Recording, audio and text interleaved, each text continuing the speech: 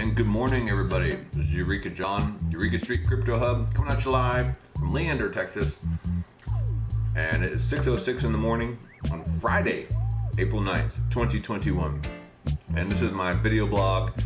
It's my crypto video blog in which I'm documenting the progress of everything I'm learning about crypto daily on a day-to-day basis, broadcasting every morning, early in the morning. And and I do have a real job, and I get up and go to work, and I try to do this beforehand.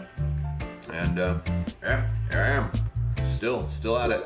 I don't know how many consecutive days this is now, but it's been going since February 6th, and then I've been broadcasting in general, not every day, since October 24th, 2020. So yeah, welcome to the channel, and this is what I do. So let's take a look at the market real quick. Let's go to the old coin gecko. Let's see what's up here. Let me zoom this up so it's not in tiny little words for you. Okay, so let me refresh this page here. And I'm not a pro, I'm not a financial advisor and all that crap, I'm just some dude looking at crypto prices. So take everything I say with a grain of salt, if you've seen it before, you know the deal. What's up, you Talo Raw? How you doing? Nice to see you on the channel this morning. Where you watching from? Always curious to know where people are finding my channel from and what the deal is with that. Man, I'm running out of stuff to give away here. So come on, Theta, get with the program. You gotta hook a brother up. But yeah. Well, and this thing is not really interacting very well either. Well, shoot. Sorry, Tyler Raw. I want to give you something, but this is Raul, but this is not really giving me anything to give you here. So, there, All right, that worked. Okay, so we got Bitcoin at $58,526.63. Still going sideways. Still in the high 50s, and that's all right. And then we got Ethereum at 2,091. Still going sideways from that 2,000 spot it decided to plop down and hang out at, and watch the sunset or whatever. Binance has been doing very well, up 28% in the past 7 days. Man, I should have invested in some Binance. But the thing is Binance doesn't play well with people in Texas. It's funny because Binance, if they would just include all of the United States and the U.S. dropped all that regulatory crap, they could probably be above Ethereum. I wouldn't like that because Binance is completely centralized, and so it kind of defeats the purpose of decentralization and of cryptocurrency to me. But price wise, they could be doing a whole lot better if they would just drop a bunch of regulations for the US. I know they do have Binance.us, and that's not the same, and it's not as good. And I'm in Texas, and I can't even use Binance at all. And people say, well, just use a VPN. Well, in order to do an on-ramp from fiat and stuff, you still have to show your driver's license and do KYC. So, I'm not really allowed to do much on there without KYC. I mean, sure, I could deposit some money in there under a VPN and swap and all that stuff. But then, in the long term, I don't know, man. It just kind of makes me feel like I'm liable for something, and I don't know, something could creep up on me later on, and I don't like that feeling. So let's see, we have XRP at $1.02. So congrats to XRP, guys. Again, I've been saying that for the past 3 days. You had diamond hands where I didn't. I actually have a wallet sitting around with somewhere probably with about, I don't know, maybe 900 XRP on it or something. But I lost the keys to that a long time ago when I moved last year, and it sucks. But I've been waiting on that damn Flair airdrop, because they said that they were going to do the airdrop, and they took an account of everybody's wallets back in December 12th, and it said it was going to happen early spring, and here it is in April, and it still hasn't happened. And yeah, where you at, Flair airdrop? I got 3 wallets waiting on you for that. So I don't know if any of you guys know anything about that. Let a brother know.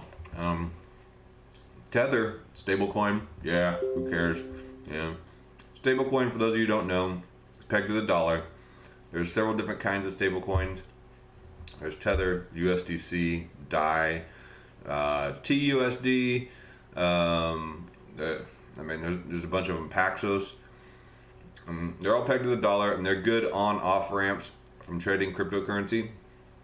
So if you're trying to time the market and buy the dips and sell the tops and all that stuff, stable coins are good for that. And they're also good for lending protocols to be able to lock them up. Sometimes you can get some pretty good APY rates by locking up your stable coins in protocols like Aave or Compound or whatever, Yearn Finance, Curve, things like that, and you can earn interest on it.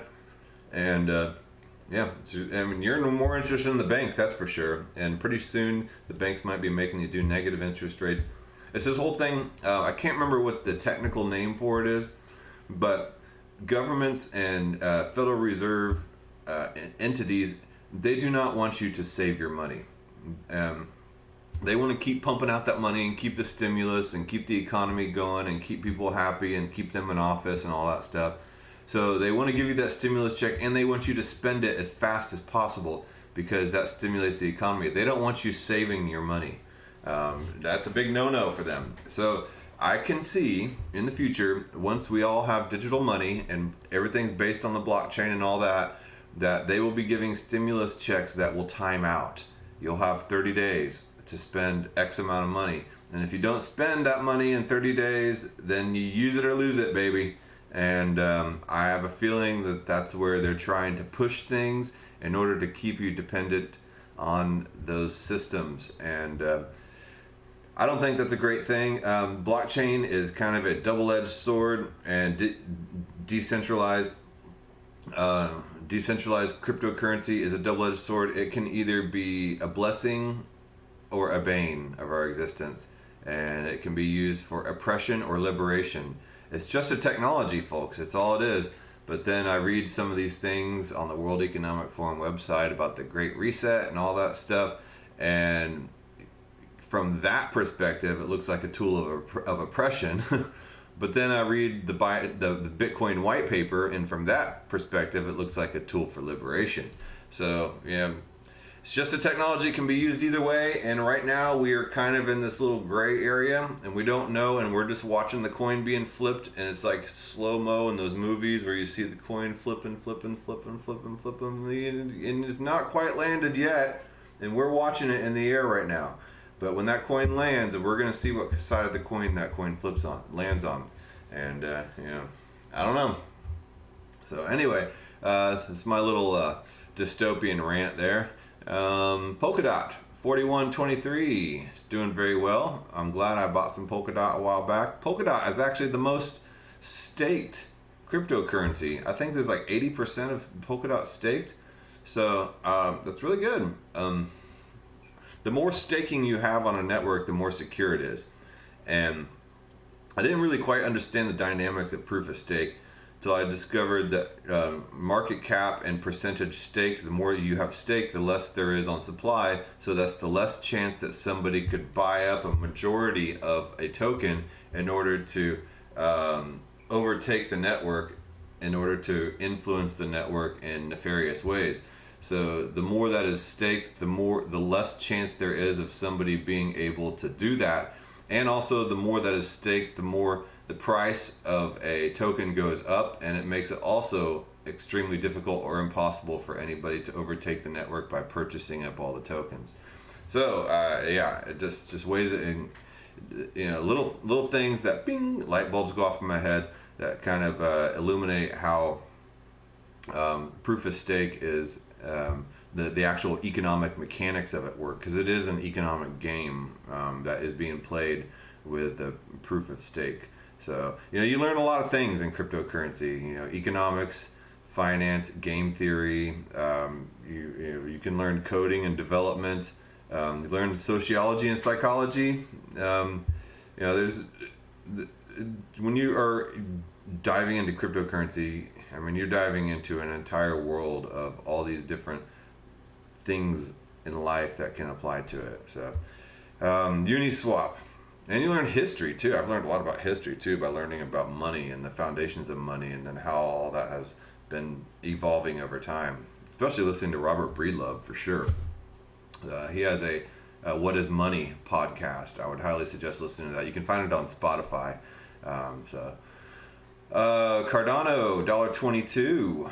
And evidently we're in the Goguen era. Smart contracts are being built. They are hot and heavy, looking for developers. And there is a foundation right now. I think it's called Occam's Razor. Occam's Razor. And hold on.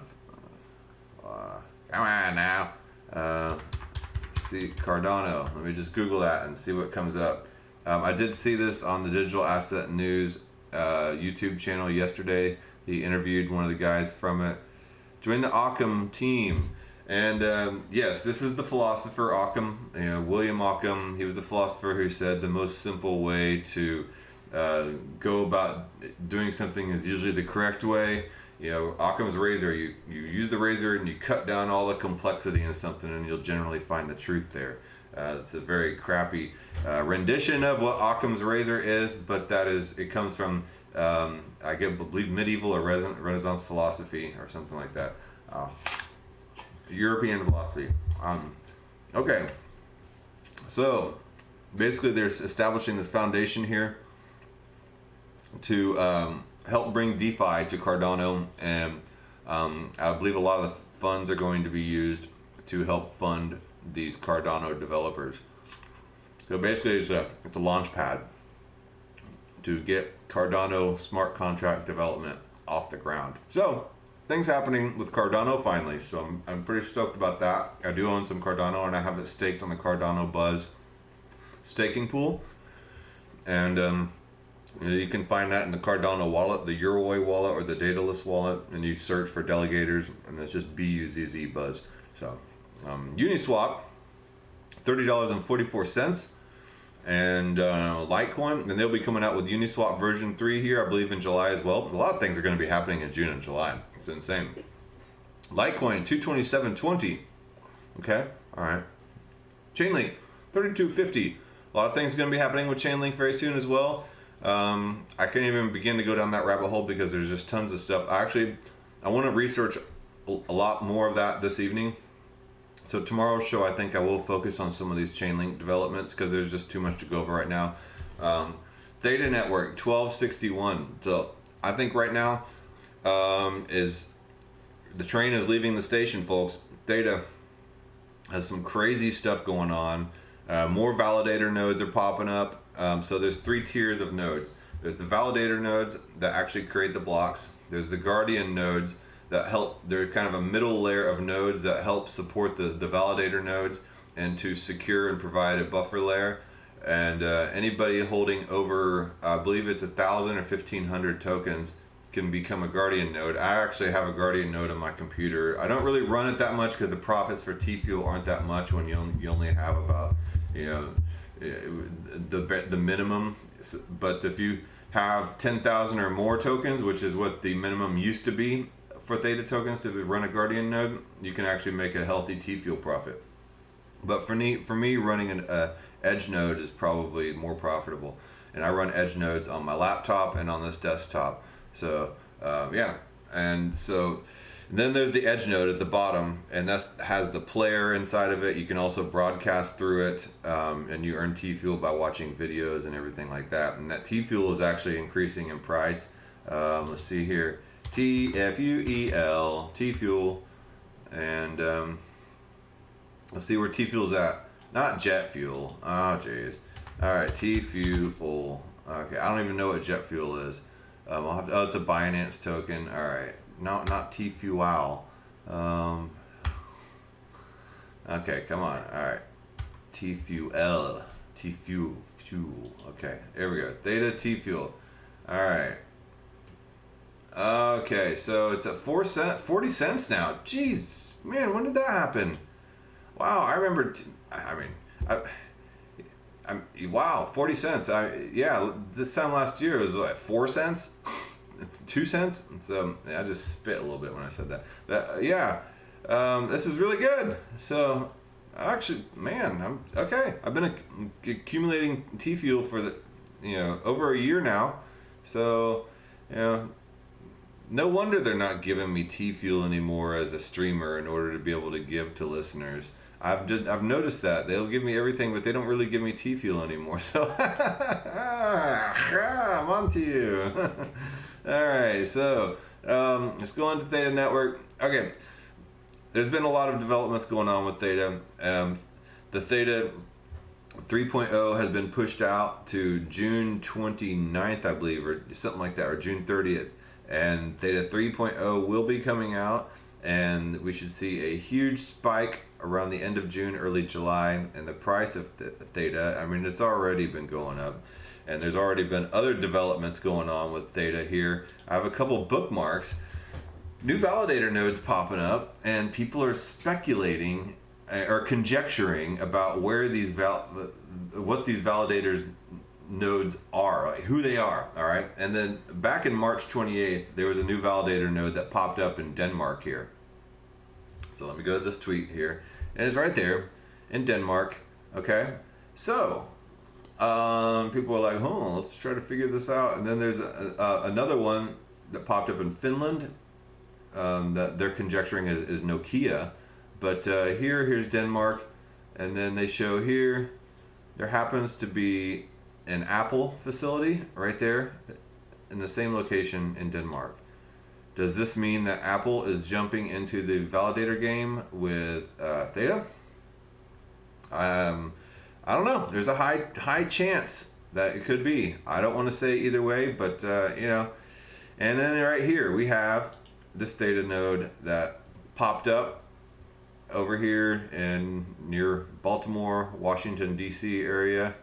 Okay, so let's go look over here, and what is there but Verizon Media Group? So is Verizon jumping into the game? I did see in some other news that let's see here, where is it? Right here. Verizon puts best streaming content in one place with Next Gen Stream TV. Now, what could possibly be in this Next Gen Stream TV box if they will? Come on now. I'll just take a sip of my kombucha tea while I wait. This is this cayenne cleanse. It's like it hurts so good. But this is not a commercial for this stuff. I'm not sponsored by anybody, by the way. But if I were to be sponsored by Cayenne Cleanse Health Aid Kombucha, I would totally take like a year's supply worth to talk about this stuff. Anyway, so it has Stream TV, Disney Plus, Netflix, Prime Video, Hulu. So why should you get it? Okay, it doesn't really say anything about Theta on here. What I'm guessing is that these people are conjecturing that the Theta TV will include, not Theta TV, the Verizon Stream Box could possibly include a Theta Edge node. And I would not doubt that, that all our TVs and our, streaming boxes and Fire Sticks and all that stuff will include the nodes. Yeah, now the Verizon stuff makes more sense because there are a lot of Verizon partnerships popping up with Theta TV. So here we go. Wouldn't Verizon make a great validator node? It's this YouTube video gnome stream. So the Theta, okay, so you have the XRP Army, and you have the Chainlink Marines, Ocean Navy, the Theta Gnomes. I kind of like that. Okay, so anyway, Theta Lab, Verizon and Theta Labs, blockchain and rights management patents. I found this to be interesting. If I can get anything to pull up here. Okay, Verizon and Theta Labs blockchain and rights management patents. New patents are issued by the USPTO on Tuesdays. I don't know what USPTO is. Both of today's, I guess it's the patent office. Yeah, U.S. Patent Office. Okay, both of today's spotlight patents continue the theme of blockchain, smart contracts and distributed ledgers, and rights management broadly construed. Assigned to Verizon, the first patent address techniques for authenticating an image. Assigned to Theta Labs, the second patent address techniques for blockchain incentivize data streaming and delivery over a decentralized network. So without getting into like all the technical nitty gritty, there's not that much here. Systems and modes for authenticating an image assigned to Verizon. An image capturing device may capture the image data for processing to form an image. The image capturing device may perform a hashing procedure on the image data. Well, it sounds like NFTs maybe, wherein performing the hashing procedure generates a hash value of the image data. The image capture device may provide to an image authentication device the hash value of an image data, wherein the hash value of the image data is to be used by the image authentication device to validate the image based on a request to authenticate the image received from a receiving device. Wow, that's a mouthful. The image capturing device may process the image data to form the image for display to a user. Okay, so basically it's an image capturing device that provides a hash value to encode a image is what it sounds like. So methods and systems for blockchain incentivize data streaming and delivery over a decentralized network. So the network. Okay, methods and systems for incentivizing the delivery of data contents among peer nodes in a decentralized data delivery network are disclosed. The content compromises peer-to-peer connections implemented on top of a content delivery network, having content delivery network servers that provide data resources to network nodes. Such a hybrid network comprises viewer peer nodes, edge cacher peer nodes, tracker servers, and a payment service module. A micropayment pool is created on a blockchain by the payment service module. A cacher peer node downloads a data resource from a CDN server and shares portions of the data resource with the viewer peer nodes in the hybrid network. In return, the cacher peer node receives from the payment service module off-chain transactions that encode cumulative payment amounts from the micropayment pool to the cacher peer node. A last offline transaction is submitted to the blockchain to claim total payment amount. So basically, let's see here. This edge node part, edge cacher peer node, stood out to me. It sounds to me like edge nodes in potentially this little thing that I just showed you up here. So I don't know, just conjecture, but I love this type of stuff. Putting the pieces together. So it looks like an ideal place for an edge node is what Average Joe Crypto says. I don't follow him. I'm going to follow this guy. All right. So, yeah. Right on. So, that's that. I got to cut it short today. I have to go to work, and I don't want to have to speed down the freeway. And I want to drive a happy little, friendly little commute in which I can listen to nice little podcasts about the history of Byzantium in peace. And I will follow THETA Fuel 1000X as well. So, all right. You guys have a good day, and, do your deal. Be nice to each other. Be nice to each other online. I just see so much nasty stuff online, and a lot of keyboard warriors out there. Who wouldn't say something to somebody's face, but get them behind a keyboard, boy, howdy. Yeah. All right. I think that's all I have for today without going down some rabbit hole. I do want to go over at some point this Decrypt article. Real quick, Bitcoin, the Kimchi premium drop, which could probably account for the last little Bitcoin dip. The Kimchi premium is the price at which Korea has paid for Bitcoin, which has been a lot, and they've found a way around that, I guess. So they're no longer paying that high price, which may account for an entire country buying it at a cheaper rate, which might account for some of the price drop. Anyway, all right. I will talk to you guys later. You have a good day, and